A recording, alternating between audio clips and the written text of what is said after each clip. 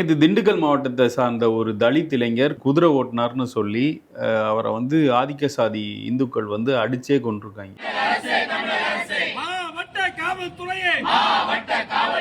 கொடைக்கானல் பூம்பாறையில் குதிரை மேய்க்கும் ஒடுக்கப்பட்ட தாழ்த்தப்பட்ட சமூகத்தை சேர்ந்த அப்பாவி இளைஞனை 5 பேர் கொண்ட கும்பல் கொன்று தீர்த்த ஆதிக்க சமூகத்தை சேர்ந்த 5 பேர் கொண்ட கும்பல் வென்று இருக்கிறது. இதை வந்து தீண்டாமை ஒழிப்பு முன்னணி வந்து வெளியில சொல்லல அப்படின்னா இந்த நியூஸ் நமக்கு தெரிஞ்சிருக்காது. எந்த ஒரு மெயின் ஸ்ட்ரீம் மீடியாவும் கிடையாது, எந்த மெயின் ஸ்ட்ரீம் மீடியாலையும் கிடையாது. நீளம் அறிக்கை விட்டுருக்காங்களான்னு தெரியல, இது வரைக்கும் கண்ணில் தெரியல. இனிமேல் நம்ம இப்ப நீளம் அறப்போர் எல்லாம் ஐயா பேசுங்க, இந்த குற்றத்தை பத்தி பேசுங்க அப்படின்ட்டு திமுகவினர் தான் வந்து கெஞ்ச வேண்டியதா இருக்கு. குற்றங்கள் எந்த ஆட்சியிலும் நடக்கலாம், ஆனா அந்த குற்றங்களுக்கு அந்த ஆட்சியில் எப்படி எதிர்வினை இருந்தது, இந்த ஆட்சியில் எப்படி எதிர்வினை இருக்கு அப்படிங்கறத பொறுத்து அவங்களுடைய செயல்பாடுகளை நம்ம புரிஞ்சிக்க முடியுது. இன்னைக்கு டிஎம்கே ஐடி விங்ல அதை கண்டிச்சிருக்காங்க. சாடிஸ்ட் மாடல் முதலமைச்சருக்கு வந்து தெரியலையா அப்படின்றாங்க. உண்மையிலேயே அந்த வார்த்தை வந்து கரெக்ட் தான். ஏன்னா இத்தனை குற்றங்கள் நடக்குது, இத்தனை கொலைகள் நடக்குது, கொள்ளைகள் நடக்குது, எதுக்காவது ஒண்ணு இந்த 3 மாசத்துல கெட்டப்ல தாங்க அவர் வந்து கான்சென்ட்ரேட் பண்றாங்க. ஆடி மாசம் ஆச்சுன்னா, வெள்ளிக்கிழமை ஆச்சுன்னா பொம்பளைங்க வந்து புடவை கட்டிக்கிட்டு கோயிலுக்கு போவாங்க. இவரு ஆடி வெள்ளி ஆச்சுன்னா போதும், வெள்ளிக்கிழமை வேட்டியும் சட்டையும் எல்லா வெள்ளிக்கிழமையும் தான் ட்ரெஸ். நேத்து வந்து காவல்துறை பதக்கங்கள் வழங்கக்கூடிய ஒரு விழா, அந்த விழாவுக்குன்னு ஒரு ட்ரெஸ் கோடு இருக்குது. அங்க வந்து இவர் இந்த ட்ரெஸ் போட்டுன்னு வர்றாரு. அதாவது நீ எப்பவுமே வேட்டி சட்டையில இருந்தனா அதுல எந்த பிரச்சனையும் கிடையாது, ஆனா கோட்டு ஷூட்லாம் போட்டுக்கிட்டு ஒரு ஃபாரின் மினிஸ்டர் மாதிரி இருக்கக்கூடிய நீ நேற்றைய ஒரு விழால சம்பந்தம் இல்லாம பட்டு வேட்டி பட்டுச்சட்டை கட்டிட்டு போய் நிக்கிற நீ. அந்த விருது வழங்கும் விழால அண்ணா படமோ காந்தியடிகள் படமோ இல்ல, இத்தனை வருஷமா ஃபாலோ பண்ணிட்டு இருந்த ப்ரொசீஜர். அண்ணா பேர்ல பதக்கம் கொடுக்குறோம், காந்தி பேர்ல பதக்கம் கொடுக்குறோம். இந்த பதக்கங்கள் தான் இங்க வந்து ரொம்ப முக்கியமா எம்பசைஸ் பண்ண வேண்டிய பதக்கங்கள். ஆனா ஒன்றிய அமைச்சர் அமித்ஷா கொடுக்கக்கூடிய படத்துக்கு பெரிய பேனர் வச்சிருக்கிறாங்க பின்னாடி.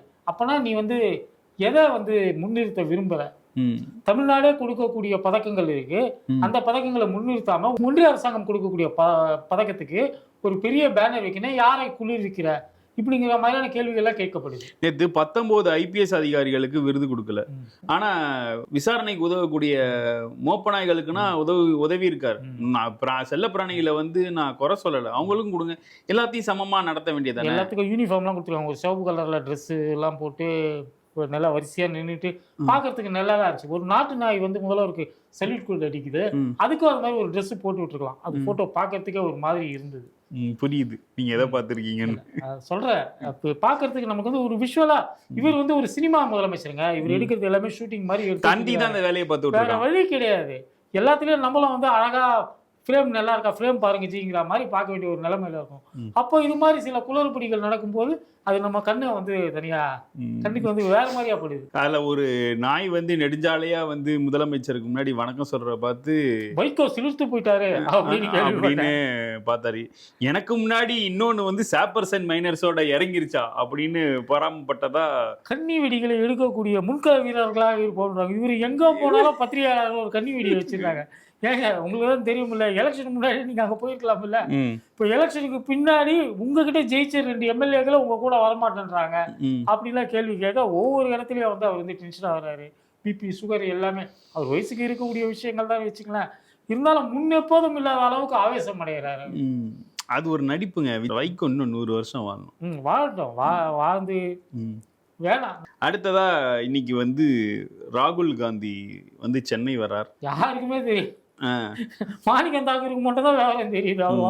வருக வருக தலைவா அப்படின்னு ஹேஷ்டாக் ட்ரெண்ட் பண்றாங்க. இல்ல இன்னொரு விஷயம் இருக்கு. நேற்று நம்ம ஷோ முடிச்சதுக்கு அப்புறம் கர்நாடகா முதலமைச்சர் வந்து ஒரு பிரஸ் மீட் கொடுத்திருக்காரு. அதுல என்ன சொல்றாருன்னா, தமிழ்நாட்டின் தலைமைச் செயலகத்திலிருந்து எங்களுக்கு கோரிக்கை வந்துச்சு, முதலமைச்சர் விஜய் வந்து கூப்பிடல, அவங்க தான் வந்து வரேன்னு சொன்னாங்க, பல்வேறு விஷயங்களை வந்து டிஸ்கஸ் பண்ணோம்னாங்க. சரி வாங்க, உங்களுக்கு ஹெலிகாப்டர்ல கூட்டு போய் நான் வந்து அந்த பாதுகாப்பா கூட்டு போறேன், பாதுகாப்பா அந்த அணையை சுத்தி காட்டுறேன். சுத்தி காட்டிட்டு என்ன சொல்ல போறீங்க? From his office, there is a request for my Chief Secretary that the Honorable Chief Minister desired to come and meet us, discuss various issues. We have accepted that. So on 3rd we fixed the date, and today, after these court orders from the CWC and MA. இல்ல road வழியா கூட்டிட்டு போனா எதிர்ப்பு இருக்குங்கிறதுனால தான் helicopter வழியா கூட்டிட்டு போறோம் அவரே சூசகமா சொல்றாரு. நீ கர்நாடகாவுக்குள்ள வந்தனா ரசவசம் ஆயிடும் நிலைமை, அதனால இப்ப வராதீங்க இருக்கிறாங்க அப்படிங்கிற மாதிரி அவரே வந்து சூசகமா சொல்லி. கர்நாடகாவுக்கு போன்னு சொன்ன ஒரே ஆசாமி தமிழ்நாட்டுல எம்பி ஆன பிரவீன் சக்கரவர்த்தி மட்டும்தான், வேற யாரும் கிடையாது. ஆசிரியர் வீரமணியா இருக்கட்டும், கம்யூனிஸ்ட் சண்முகமா இருக்கட்டும், திமுக தலைவரா இருக்கட்டும், பாமகவா இருக்கட்டும், எடப்பாடி பழனிசாமியா இருக்கட்டும், ஏங்க நம்ம கிரவுண்ட் அங்க போய் பேச்சுவார்த்தை நடத்தக்கூடிய சூழல் இப்ப கிடையாது. சட்டப்பூர்வமாக நமக்கு வந்து ஒரு இது கிடைச்சிருக்கு, நமக்கு கிடைக்க வேண்டிய ஒரு உரிமை கிடைச்சிருக்கு. அப்படிங்கும்போது பேச்சுவார்த்தைக்கு அங்க அவசியமே கிடையாது. பேச்சுவார்த்தைங்கிறது இந்த விஷயத்த வந்து டைலூட் பண்ணக்கூடிய ஒரு விஷயமா தான் இருக்கும் அப்படிங்கிறத இவங்க எல்லாருமே சொன்னாங்க. ஆனாலும் நீங்க சொன்ன மாதிரி பிரவீன் சக்கரவர்த்தியுடைய ஆலோசனையின் பேர்ல விஜய் வந்து அங்க போயிட்டு பேச்சுவார்த்தை நடத்த போறாங்க. இது தனியாவர்த்தனம், இது தனியாவர்த்தனம். இதே வார்த்தை தான் திமுக தலைவர் வந்து இன்னைக்கு சொல்லியிருக்காரு. இது வந்து தனிப்பட்ட விஜய்க்கு, முதலமைச்சர் விஜய்க்கு ஏற்பட்ட அவமானம் இல்ல, ஒட்டுமொத்த தமிழர்களுக்கும் எனக்கும் உங்களுக்கும் விஜய்க்குமே சேர்த்து நடந்தப்பட்ட அவமானம் தான். அதிமுக ஆட்சியில் இருந்த போது அந்த முதல்வர்கள் என்ன மாதிரியான ஒரு இந்நேரம் அனைத்து கட்சி கூட்டத்தை நடத்திருக்கணும். ஏன் எம்ஜிஆர் அந்த காலத்துல குண்டுராவ் கிட்ட போயிட்டு கேட்ட மாதிரியான ஒரு காலகட்டம் இப்ப கிடையாது. அதற்கு பிறகு நடுவர் மன்றம் வந்தது, ட்ரிபியூனல் வந்திருக்கு, நம்மளுக்கு வந்து நமக்கான உரிமைகள் வந்து உச்ச நீதிமன்றமே ஒத்துக்கிச்சு. நேத்து வந்து தண்ணி தரமாட்டேன் அப்படின்னு போர்டு சொன்னதுக்கு நாங்க தண்ணி தரமாட்டோங்கிறாரு யாரு? கர்நாடக முதலமைச்சர் ராகுல் காந்தி எந்த மூஞ்சியை வச்சுட்டு தமிழ்நாட்டுக்கு வராரு? அங்க நடக்கிறது காங்கிரஸ் அரசாங்கம், இங்க 2 அமைச்சர் வச்சிருக்கீங்க. நீங்க இங்க வர்றவங்க ஒரு லோட்டா தண்ணி கூட நம்ம கொடுக்க கூடாது. முதல்ல கிளாஸ் உங்களுக்கு எடுக்கணும் சார், உங்களுக்கு எடுக்கணும். ஏன் எப்போதும் தமிழர்களை தேசிய கட்சிகள் பாஜகவா இருக்கட்டும் காங்கிரஸா இருக்கட்டும் ஏன் ஒரே மாதிரி நடத்துது? இதே காங்கிரஸ்ல ஒரு காலத்துல இதே காவிரி பிரச்சனைக்காக ஒன்றிய அமைச்சர் பதவியை ராஜினாமா வந்து தூக்கி போட்டு வந்த ஒரு சுயமரியாதைக்கார வாழப்பாடி ராமூர்த்தி இருக்கிறாரு. இன்னைக்கு மானங்கட்ட மாணிக்க தாக்கூர்கள் தான் நம்ம கிட்ட இருக்கிறாரு. இல்ல நிர்மல்குமார் சொல்றாரு, இதை வந்து நாங்க வந்து உச்ச நீதிமன்றத்துல போய் டீல் பண்ண போறோம். உச்ச நீதிமன்றத்துல நீங்க எந்த லட்சணத்துல பேசுறீங்கிறதுக்கு நேற்று வந்து முன்ஜாமீன் வழக்கு, செந்தில் பாலாஜி முன்ஜாமீன் கேட்டு வழக்கு, அங்க வந்து முன்ஜாமீன் நான் கொடுக்க போறேன்னு சொல்லிட்டு நீதிபதி சொல்றாரு. நீதிபதி சொல்லணுமே நீங்க முன்ஜாமீன் கொடுக்க கூடாது, அவர் வந்து சாட்சியங்களை எல்லாம் அழிச்சிடுவாரு. ஏண்டா உங்க கவர்மெண்ட் நடக்குது, அவர் எப்படி சாட்சியங்களை அழிக்க முடியும்? முன்ஜாமீன் கேட்கிற உரிமை வந்து எல்லாருக்குமே உண்டு, நாங்க அதை கொடுக்கதான் போறோம் அப்படின்னு அவங்க சொன்னதுக்கு பிறகும் கூட இவங்க வந்து திரும்ப திரும்ப அடம் பிடிச்சிருக்கிறாங்க. அப்போ வந்து நீதிபதியே வந்து கேட்கிறாரு, உள்ள வைக்கிறது மட்டும் தான் உங்க நோக்கமா, விசாரணை விதத்துல உங்களுக்கு கவலை கிடையாதாங்கிற மாதிரி நீதிபதி வந்து நேற்று கேட்டிருக்கிறாரு. அதற்கு பிறகு நீங்க வந்து பதில் மனு தாக்கல் பண்ணுங்க, 4 வாரம் அவகாசம் கொடுக்குறேன், நீங்க போயிட்டு நல்லா ப்ரிப்பேர் பண்ணிக்கிட்டு வாங்க அப்படின்னு சொல்லிட்டு நீதிபதியே சொல்றாரு. நாங்க ஒரே வாரத்துல மனு தாக்கல் பண்றோம், எதுக்கு இப்படி அவசரப்படுற? நான் முன்ஜாமீன் கொடுத்துட்டேன், 4 வார கால அவகாசம் கொடுத்துருக்கிறேன், ஒரே வாரத்துக்குள்ள வந்து இது பண்ணணும்னா எப்படி?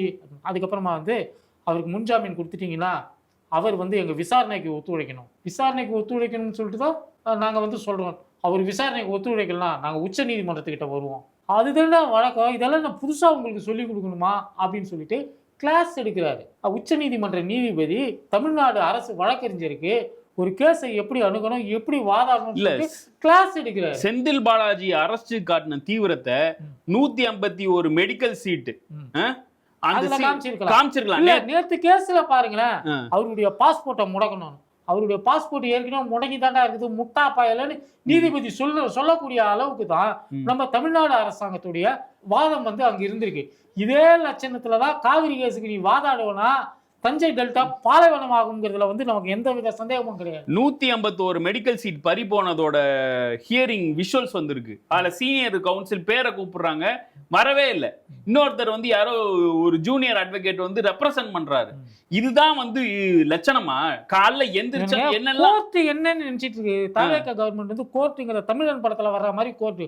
தமிழன் படத்துல வந்து அவர் வந்து சிஎம் வந்து வழக்கறிஞர் நடிச்சிருப்பாரு, அதுல ஒரு கோர்ட்ல ஒரு காமெடி நடக்கும், அந்த மாதிரிதான் கோர்ட் நடக்கும்னு இந்த கவர்மெண்ட் நினைச்சிட்டு இருக்குதா என்னன்னு தெரியல. நீங்க தமிழன் சொன்னதான் ஞாபகம் இருக்கு, அந்த பேரை அடமொழியா வச்சுட்டு ஒரு மினிஸ்டர் இருக்காருல்ல, போக்குவரத்து துறை அமைச்சர் மிக குறைஞ்சபட்சம் அவராவது வந்து டிராபிக் ரூல்ஸ் அண்ட் ரெகுலேஷனா ஃபாலோ பண்ணும். ஹெல்மெட் இல்லாம வீலிங் பண்ணி விளையாண்டுட்டு இருக்காரு யமஹால. என்னங்க இது? அவருடைய ஹேர் ஸ்டைலுக்கு ஹெல்மெட் இல்லாம வந்தாருன்னா அது ஹெல்மெட்டா இல்ல உண்மை போலீஸால கண்டே பிடிக்க முடியாத, அவர் ஹெல்மெட் போட்டுக்கதான் நினைச்சு விட்டுருவாங்களா? அந்த மாதிரி ஒரு ஹேர் ஸ்டைல். நீ எல்லாம் பாடி ஷேவிங் பண்ண கூடாது.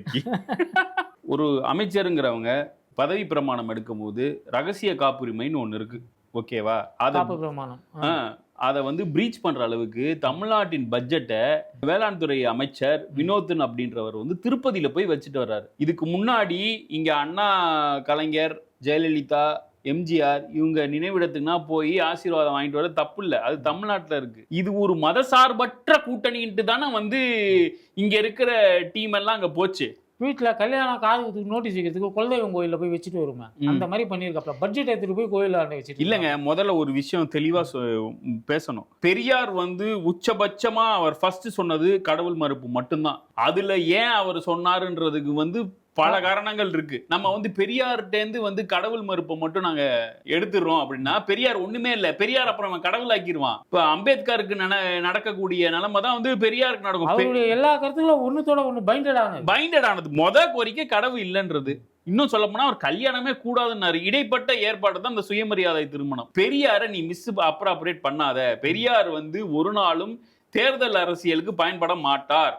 ஆனால் பெரியாரின் கொள்கைகளை தேர்தல் அரசியல் பெரியாரை நீ கொள்கை தலைவரா ஏத்துக்கிறதுக்கு முன்னாடி இதெல்லாம் யோசிச்சிருக்கணும். அவரை கொள்கை தலைவரா ஏத்திட்டு இந்த வேலையெல்லாம் செஞ்சோம்னா அதிமுக காரங்க செஞ்சானுங்க இல்லையா? ஆனா அதிமுக காரங்க என்ன பண்ணுவாங்கன்னா அண்ணா படத்தை தான் போடுவாங்க, பெரியாரை பெருசா கண்டுக்க மாட்டாங்க.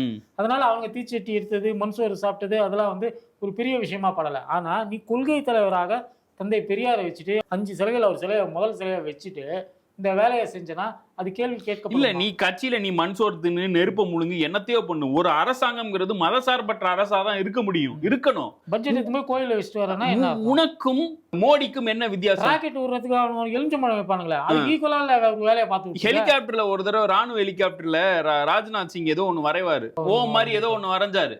ஆயுத பூஜைக்கு நம்ம வரைவோம்ல ஆட்டோல முன்னாடி மாதிரி ஏதோ வரைஞ்சாரு.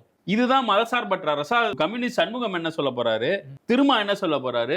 அவங்களும் சொல்றதுக்கு ஒண்ணும் கிடையாதுங்க. ஏங்க இவங்க நல்லா நோட் பண்ணுங்க, கடைசி 5 நாளா காங்கிரஸ்ல இருந்து, கம்யூனிஸ்ட்ல இருந்து, விசிகால இருந்து யாருமே வந்து விஜய்க்கு ஆதரவா பேசல. வன்னியரசு பேசுறானா அவர் மினிஸ்டரா இருக்காரு. திரும்பவே அந்த கூட்டணியை முடிச்சுட்டு வந்தாலும் வன்னியரசு வர மாதிரி தெரியல.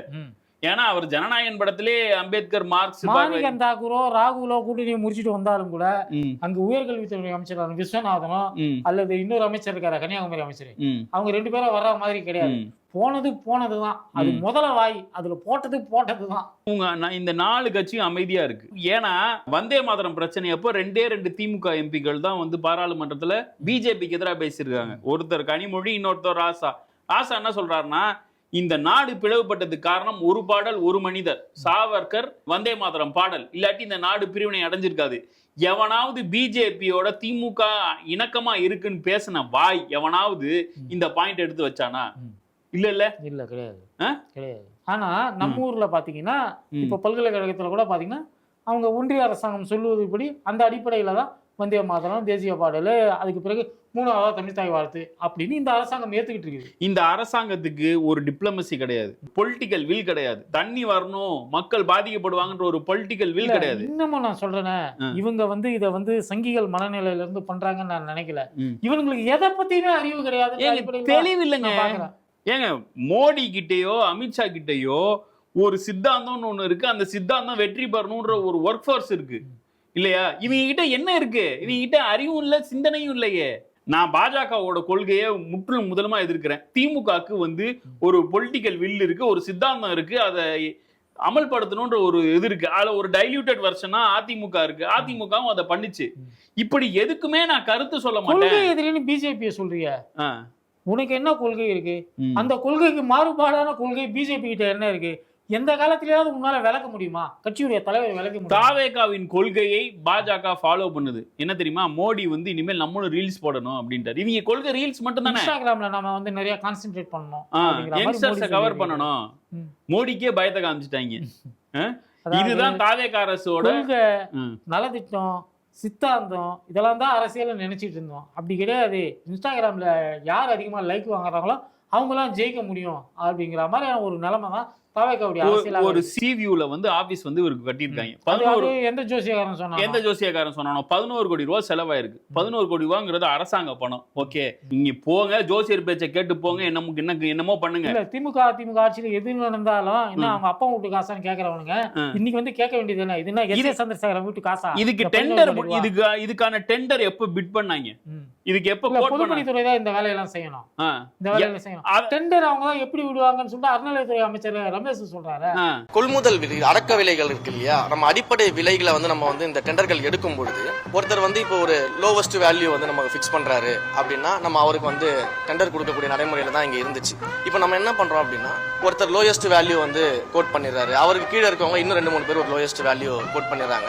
அதுல வந்து லோயஸ்ட் வேல்யூ ஒரு தடவை யார் கொடுத்துறாங்களோ அவங்களுக்கு நம்ம டெண்டர் கொடுத்துறோம் அப்படின்ற அந்த முறையை மாற்றி லோயஸ்ட் வேல்யூ கொடுத்ததுக்கு பிறகு திரும்ப அவங்களுக்கு ஒரு நேரம் கொடுத்து அந்த வேல்யூவை வந்து மாத்திக்கலாம். லோயஸ்ட் வேல்யூ கொடுத்ததுக்கு பிறகு திரும்ப அவங்களுக்கு ஒரு நேரம் கொடுத்து அந்த வேல்யூவை வந்து மாத்திக்கலாம். திரும்பவும் ஒரு லோயஸ்ட் வேல்யூ வந்து ஃபிக்ஸ் பண்றதுக்கான அந்த வாய்ப்பை நம்ம கொடுக்குறோம். இதன் மூலமாக மிக குறைந்த விலைக்கு நம்மளால வந்து கோயில்களுக்கு தேவையான பொருட்களை வந்து ப்ரொக்யூர்மெண்ட் பண்ண முடியும்.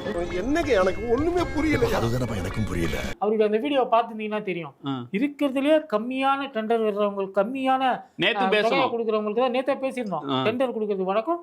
அதுக்கப்புறமா அதை விட யாராவது கம்மியா சொன்னாங்கன்னா அவங்களுக்கு டெண்டர் கொடுப்போம். அதை விட கம்மியா யாராவது டெண்டர் எப்படி அதெல்லாம் ஒரு சீல்டு டெண்டர்ல எப்படி அதெல்லாம் ஓப்பன் டெண்டர்லயே எவன் லீஸ்ட் அமௌண்ட் கோட் பண்றாங்க ஏழை மாதிரி நடக்கும். சீல்டு டெண்டர்ல யாரு எவ்வளவு கோட் பண்ணியிருக்காங்கன்னு யாருக்குமே தெரியாது. நீங்க நான் அவரு 4 பேர் கோட் பண்ணியிருக்கோம்னா யாரு கம்மியா கோட் பண்ணணுமோ அவங்களுக்கு கொடுப்பாங்க. யாரு கம்மியா கோட் பண்ணணும்னு தெரிஞ்சுட்டு அதுக்கப்புறம் ஒருத்தன் வெளியில இருந்து வந்து அதை விட ₹1 நான் கம்மியா கொடுக்குறேன்னு சொன்னா இதுல வெளிப்படையா என்ன தெரியுது? என் சொந்தக்காரன் என் கட்சிக்காரனுக்கு நான் டெண்டர் கொடுக்க போறேன் அப்படின்னு வெளிப்படையான ஒரு ஒப்புதலை வந்து அவங்க அரசாங்கம். இப்ப எலக்டோரல் ஃபண்ட் அப்படின்ட்டு வந்து பிஜேபி வந்து கலெக்ட் பண்ணுச்சு. கலெக்ட் பண்ணது எப்படின்னா ஒரு வாரத்துக்கு முன்னாடி எலக்டோரல் ஃபண்ட் வரும், அதுக்கு அடுத்து இவங்களுக்கு ஏத்த ஏதோ கான்ட்ராக்ட் கிடைக்கும். இவங்க அந்த பார்ட்டி ஃபண்டுக்கு இம்ப்ளிமெண்ட் பண்றாங்க. நீ பார்ட்டி ஃபண்ட் கொடுத்தனா அந்த நம்பர்ஸை சொல்லுவேன், அதோட கம்மியா இருக்கவங்களுக்கு வந்து நான் கொடுப்பேன் அப்படின்ற மாதிரி தானே இருக்கு. அரப்போர் வாயில என்ன இருக்கு? அரப்போர் வாயில ஏதாவது வாயில வரப்போகுது. அடுத்ததா திருமா பேரை செவுத்துல எழுதுவாங்கல்ல, பெருசா திருமா அப்படின்னு எழுதுவாங்க. அப்படி எழுதுன 5 பேர் மேல போலீஸ் கேஸ் போட்டிருக்காங்க.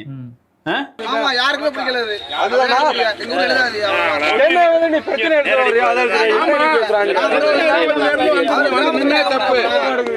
என்ன வடிவரசு சொல்லிதான் போட்டாங்களா அப்படின்னு டவுட் வருது. இன்னொன்னு RSS ஒரு ட்ரோஜன் ஹார்ஸ் அப்படின்னு வந்து ஒரு ஆசிரியர் வந்து ஒரு புக் எழுதினாரு. அந்த பேனரை வச்சிருக்காரு. அந்த பேனர் வந்து எடுத்திருக்காங்க. எதுக்கு எடுத்திருக்காங்க? பிஜேபியோட எத்தனாவது டீம் தாவேகா? ஏன் யாருமே பதில் சொல்றது இல்ல? இப்ப வன்னியரசு எத்தனை தடவை தாவேகா பதில் சொல்ல வேண்டியது இல்லைங்க. ஆதரவு கொடுத்தவங்க போய் ஆட்சியில உட்கார்ந்தவங்க அவங்க பதில் சொன்னா போதும். இப்ப RSS வந்து ஏஞ்சல் ஹார்ஸா, கடவுளால் அனுப்பப்பட்ட குதிரையா இல்ல ட்ராஜன் ஹார்ஸா? வன்னியரசு சொல்லட்டுமே, அமைச்சர் வன்னியரசு சொல்றதுமே ஞாபகம் வருது. இதுக்கெல்லாம் வந்து கிரேக்க வீரர் தான் பதில் சொல்வதற்கு தகுதியானவர். அவர்கிட்ட போய் தான் இந்த கேள்வி கேட்கணும். RSS வந்து ஒரு அற்புதமான இயக்கம். மதிமுகவை தொடங்கவில்லை என்றால் RSS இல் பணிபுரிந்து நேரடியா RSS போயிருப்பேன் அப்படின்னு சொல்லியிருப்பார் இல்லையா? இதுதான் ஒரு மானங்கெட்டத்தனமான ஒரு கூட்டணி நடக்குது தாவேக்கால. கூட்டணின்னு கூட சொல்ல முடியாது, கூட்டணி தான் அறிவிக்கலையே. மீண்டும் அடுத்த பூமரில் சந்திப்போம். நன்றி, வணக்கம்.